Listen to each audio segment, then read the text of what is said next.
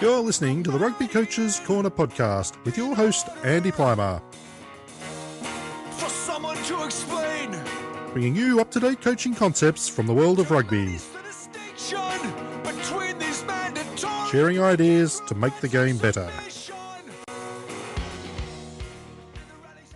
All right, welcome to episode number 14 of the Rugby Coach's Corner podcast. I'm your host, Andy Plimer, and joining me today is Stephen Lewis. Stephen is the Director of Rugby Operations for PRO Rugby, a professional rugby competition set to launch in the United States this year, and it's been sanctioned by USA Rugby and World Rugby. Stephen's a World Rugby Level 3 coach and was the USA Rugby Coach of the Year in 2014. He has a long history of coaching in the US with multiple roles at the elite level and with his club, Blue RFC in New York City, and even coached the Nigerian national team in the 2012 Africa's Cup. It's a pleasure to have him on the show, so welcome, Stephen. Thank you very much. Good afternoon. Yeah. So a bit of information on your backstory. So quite diverse there with roles in North America and Africa. Can you tell us a little bit about the last decade?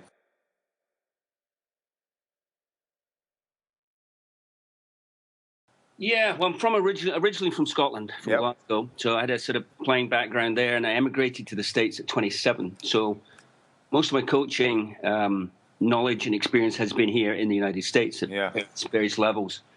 Moved to New York about 5 years ago to coach Old Blue, which is one of the sort of premier clubs on the East Coast, and then actually took a job in West Africa for a couple of years, and while there, ran into the people running the local union who tapped me to sort of be head coach for their 15s and 7s program in Nigeria. Oh, great. Which was certainly an experience. No doubt.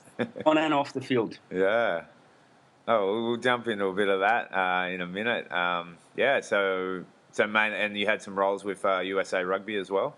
Not specifically with national teams, no. But I have been involved with the development of the sort of elite Sevens program. They've instituted what they call Olympic Development Academies. Yeah. So they've really grown in the last 2 or 3 years. I run the one in the Northeast, New York City, and that's definitely contributed to the sort of resurgence of the Eagles Sevens program on the international circuit. Yeah, absolutely. And there's like 6 or 7 across the country. Is that right? Yeah, it's about 4. I think a 5th one started in Utah. Okay. But yeah. Fantastic. Okay, so I'll just talk a little bit about you as a coach before we get on to Africa and pro rugby. How would you describe your style of coaching? Positive. Yeah. And I think I've changed over the years. You develop as a coach just as you do as a player. Absolutely. I think we're dealing with a different generation of players. Mm-hmm. I'm not saying they're oversensitive, but they're a little sensitive. So I think you have to adapt to that. Yeah. And I think at the end of the day, you get more flies with honey, you know. Yeah. There comes a point you can't sugarcoat it, and you have to tell the truth. But I've sort of turned a lot more towards positivity in coaching. Yeah, me as well. I had that same kind of evolution as well after a year and a half into coaching and looking at guys and realising how I was treating them wasn't getting the best out of them. So, yeah, I think we all go through that a bit. Yeah, I think one other point on that, though, is it really depends on your coaching environment. I mean, obviously the preferences for player-centered coaching where you're trying to elicit the correct response from players. Yeah. And I think that's good in a professional environment or a full-time environment, say at a college.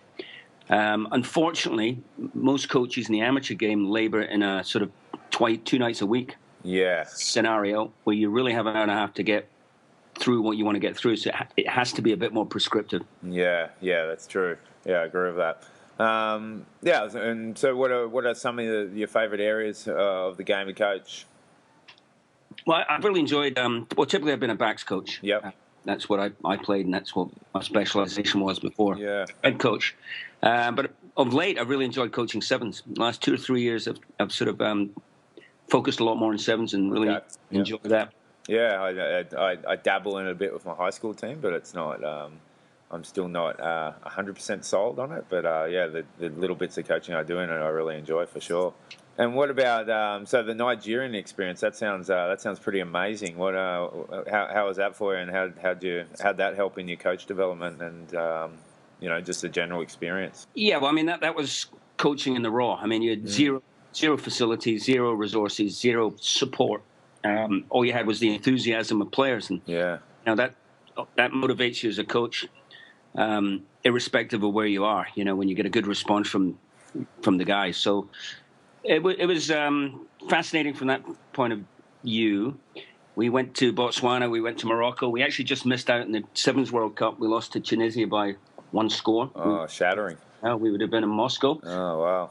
So that was that. In terms of a coaching experience, you were dealing with 3 sort of distinct groups of people. You had, I won't get into too much of the internal politics in Nigeria, but you had English-speaking Yoruba and Igbo players. From the north, you had non-English-speaking Muslim Fulani players and Hausa players. And then you had a whole bunch of essentially English private school boys of Nigerian heritage. Right. So 3 very distinct and disparate groups of people you had to meld together. Oh, absolutely. And that was tricky to begin with. Yeah, but I think that would strengthen you as a coach, especially on developing team culture and trust and working for each other as a team. Yeah, ultimately with all these things, it's shared collective experience, right? It's people going through something together and coming out the other side a little tighter. Okay. Oh, great. All right. Oh, that sounds fascinating, and it's hard to imagine what kind of setting you would have been in. All right, on to pro rugby. So, for those who are not North American based or haven't heard much about it? What's a general description of pro rugby, and what are the kind of goals for 2016? Pro rugby is the first professional rugby competition in the United States. It's 15s, and it'll be kicking off in April. Looks like we'll be kicking off with 5 teams this first year. Yeah, that's great. And they'll be playing a shortish season, 12 games only, really, from sort of mid-April through to the end of July. Mm-hmm. As it takes into account some of the international test windows and commitments that Eagles have. So it's the first time around for the States. So, we'll be putting 120 young American players in a professional environment for 4.5, 5 months of the year. So it's a terrific opportunity for players. It's a great way of growing the game within the United States, and it should obviously have some beneficial impact on the national teams as time goes by. Yeah, well, I think the World Cup was definitely that showed for both USA and Canada in terms of the players who are in the daily training environment compared to those who are still in the amateur setting. I think it's crucial that there is that North American professional environment. Yeah, both US and Canada have improved, but so has every other country, and they've been doing just slightly more. I think some of the US performances were pretty good in the first 50 minutes, 60 minutes. Yeah, so that's a factor. Professional environment changes. Yeah, absolutely. And so what kind of squad makeup? How big will they be? And obviously you'll need you probably want some foreign players, but not too many. Is there what's the rules for those kind of numbers? Sure. So it's no rules. It's a single entity league, so all players and coaches are centrally contracted through head New York office, which is the headquarters. Okay. And assigned to teams. Yeah. For this first year, the bulk of the players will be domestic American players. Mm-hmm. That's partly the time crunch and partly visa issues. Yep. But we will have a smattering of experienced international players, probably 2 or 3 per team, who will be there to put bums on seats, but also, more importantly, to model good professional behavior to a group of young guys who haven't been in that environment. Yeah. So we want them to lead by example, to on and off the field, practice, game time, all of the above. Just be good citizens. Okay, yeah, great. And what the locations? How were they chosen? Were they basically looked at geographically, or was it where are the centres of rugby in the US, or a bit of both? Yeah, it's a bit of both, and actually, it's really venue driven. Yep. So we know where we want to play, but this first year, it's where we can play. And by that, I mean World Rugby is introducing Regulation 22 on the 1st of April, which is a new standard that they are demanding of artificial turf fields. Right, yeah. And unfortunately, that renders most fields in North America non-compliant. So we've actually had a bit of a problem finding appropriate venues on the East Coast. Okay. So the first year, it's going to be heavily Western focused. So 3 teams, California, then 1 in the Rocky Mountains, and then 1 in the Midwest. Okay, that's interesting. Yeah, the surfaces. I think. What's the name of it? Is it what's the specific AstroTurf that they want? I can't remember. Well, it's Field Turf. Well, they have a couple of different preferred providers, but it's now rugby specific, and it's a problem that they've got to address. Yeah, absolutely. Yeah, that'll be the challenge, and I suppose reaching and growing the game in the US and reaching out to a wider audience. TV is important. Is there what's the plan for year one with regards to broadcasting? Yeah, I think it was one of the big mistakes of the World Cup in terms of the fact you had a country here where we should be promoting the game and evangelizing, and you had great difficulty seeing a World Cup game. So basically, you had to subscribe, overpay, or go down to the local boozer, and try and catch it there. Yeah. While in mature markets where you don't need to promote the game, it was free over the air. So I think World Rugby, they missed a trick there. So because of that, we understand that if we're going to break through to non-rugby, the wider American sports community, we need to get the product or the game in front of them. So our plan is more non-traditional media, and is to every game will be live streamed, every game will be available free.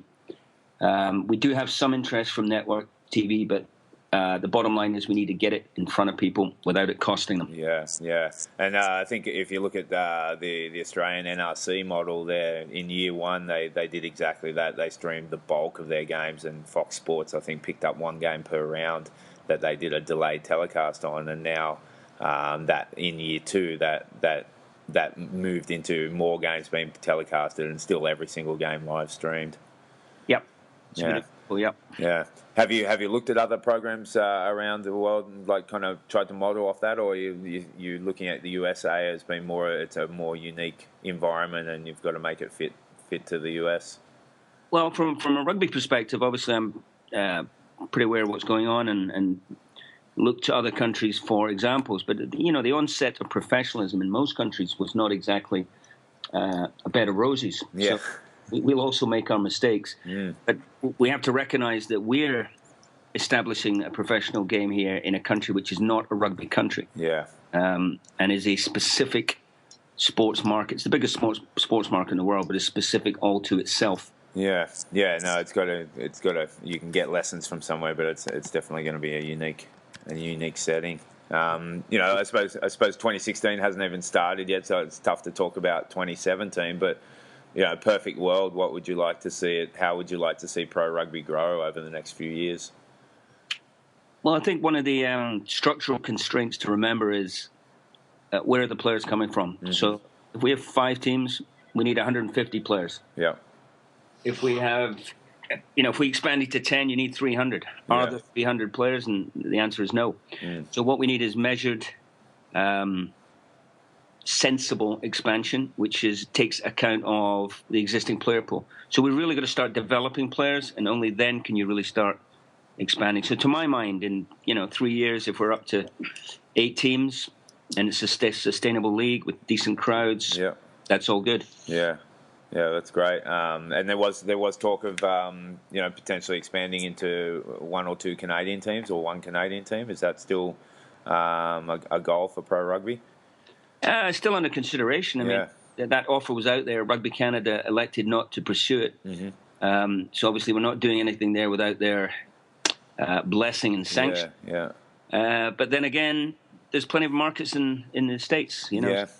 No, absolutely. Yeah. Okay. So what about the style of rugby? Is there any kind of push for a certain style of rugby that pro rugby wants to be shown to the spectator, or is it left up to the individual coaching staffs of the franchises and the profiles of their team? Yeah, I think it's left up to the coaches. There's no sort of prescriptive command from on high saying this is how you have to play. Obviously, as time goes on, different teams will develop different identities. So, for instance, and that's just the nature of geography and climate. So East Coast teams tend to be more forward-oriented, tend to be more European, perhaps. Mm-hmm. West Coast teams tend to be, it's a faster game, and there's more Polynesian influence. Yeah. So that sort of develops naturally, organically, I think. Yeah. They are. Okay, that's great. And what about coaching stuff? How's the selection process happened for that? How have coaches been, selected, and is there a big push to develop USA-based local coaches? Yeah, absolutely. So we're a separate organisation. We're privately owned, privately funded. So we're not in bed with USA Rugby in any way, shape, or form. Obviously, we want to cooperate. We have a good relationship with them, and we want to keep that. But in terms of coaching, this league is an opportunity for American coaches as well as it is for players. So we had quite a robust response to coach applications domestically and from abroad. And I believe we have got a good bench, and mostly domestic, mostly American. I think it's their opportunity and their chance to have a crack at this. Yeah. And what about, especially on the West Coast, there's a very strong university, all over. If you look at the Sevens, university rugby, how have the universities been kind of linked with clubs, or is that something moving forward? Do you want to form relationships with the coaches and staff at universities? Yeah, well, I would say collegiate rugby and high school rugby in the US is growing astronomically in terms of participation and quality. A lot better coaching. I think the club game, the men's club game, has somewhat stagnated. So perhaps this is a jolt. This might reinvigorate that. It might provide a sort of opportunity for that part of the game to reignite. In terms of relationships with colleges, we are not going to actively recruit collegiate players until they are graduating senior year, because we don't believe that 1 or 2 years of pro rugby trumps your education. So absolutely, we're mindful they need to get their degrees first, and then if they can handle it and they're graduating their senior year, then that's okay. No, that's absolutely right, especially in the current North American environment. They're going to be, they need a job. They need to have a life after rugby. And first. Yeah, absolutely. And what about? I suppose if you look at the models of, say, European countries, say Ireland, most major clubs will have an academy underneath it that creates a bit of a pipeline of players coming through it. Is that kind of moving forward a goal of pro rugby? Possibly. So this first year, obviously, no time or bandwidth. But moving forward, so where's the player pool come from? Mm-hmm. So again, we need that strong club competition.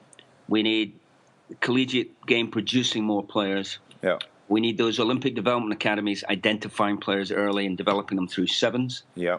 So if all of those constituent parts do their job, perhaps we don't need it. Yeah. Should they not, we're going to have to step into that void and develop our own players, obviously. Yeah, and again, that depends on the US landscape compared to other countries' landscapes. It's not going to be identical.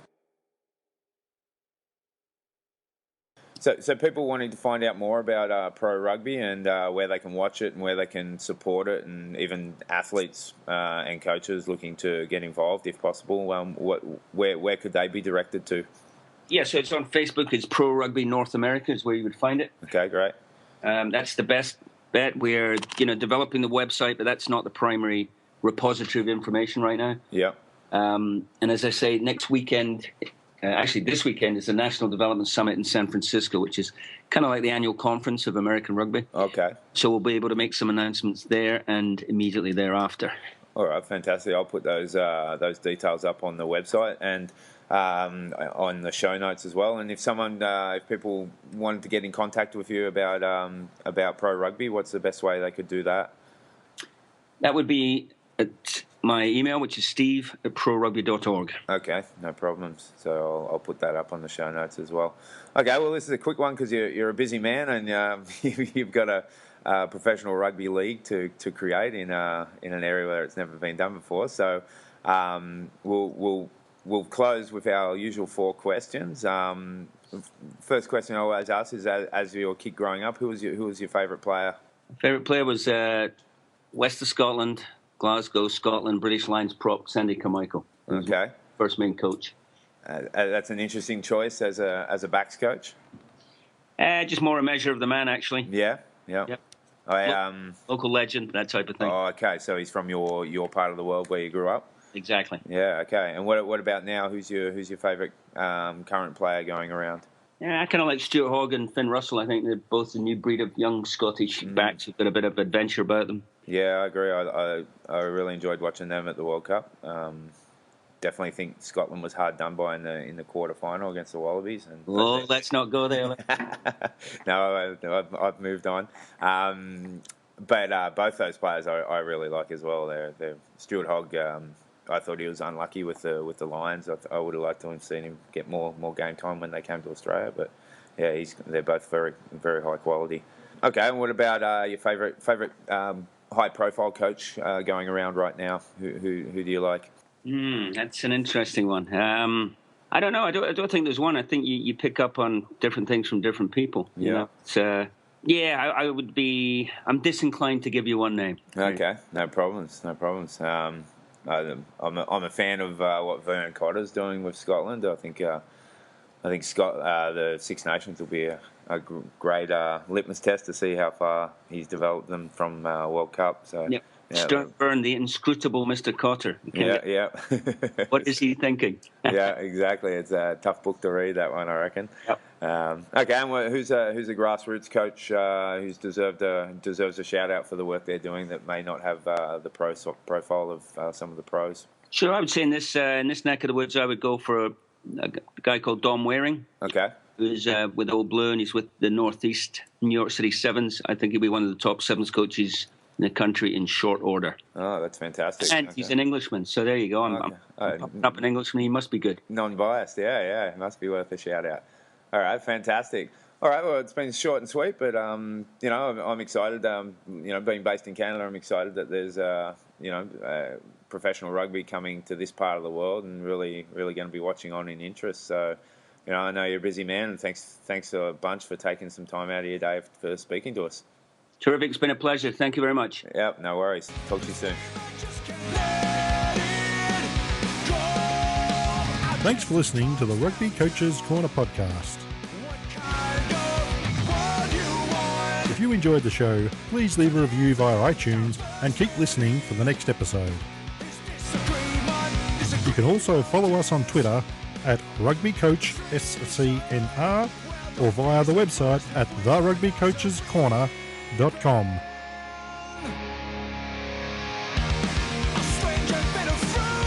Until next time, keep sharing ideas to make the game better.